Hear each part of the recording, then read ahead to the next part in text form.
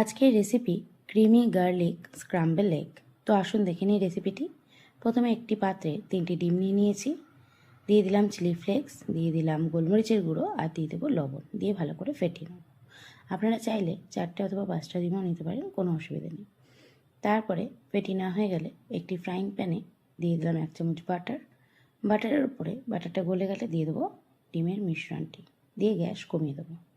Gas কমিয়ে দিয়ে এবার এরকম হালকা করে করে খুন্তি দিয়ে সরিয়ে সরিয়ে সামনের দিকে টেনে টেনে এরকম ভেজে নিতে হবে। খুব বেশি নাড়াঘাটা করতে যাবেন না, তাহলে কিন্তু ভালো হবে না জিনিসটি।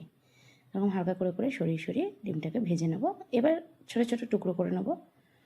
টুকরো করে খুব বেশি ছোটো করব না, মিডিয়াম ছোটো ছোটো টুকরো করে এরকম ভেজে নিয়ে একটি পাত্রে নামিয়ে রাখব।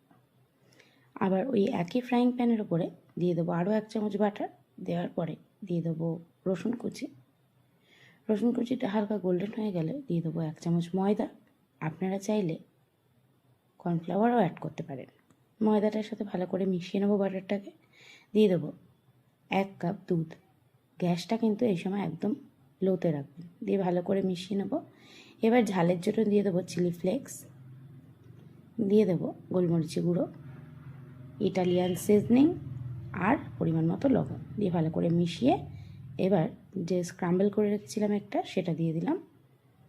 দিয়ে এই মুহূর্তে গ্যাস পুরো অফ করে দেবো। দিয়ে এরকম ভালো করে নাড়াচাড়া করে নামিয়ে নিলে কিন্তু রেডি হয়ে যাবে আমাদের ক্রিমি গার্লিক স্ক্রাম্বল এগ। এর উপরে আপনারা একদম ছোটো ছোটো করে ধনেপাতা কুচিও দিতে পারেন, তাহলে আরও ভালো লাগবে।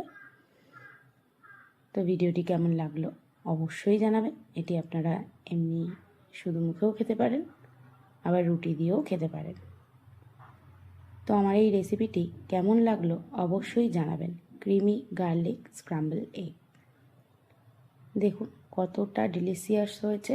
আশা করি দেখে বুঝতে পারছেন, লোভনীয় লাগছে। ভিডিওটি ভালো লাগলে লাইক কমেন্ট শেয়ার করে দেবেন। ধন্যবাদ।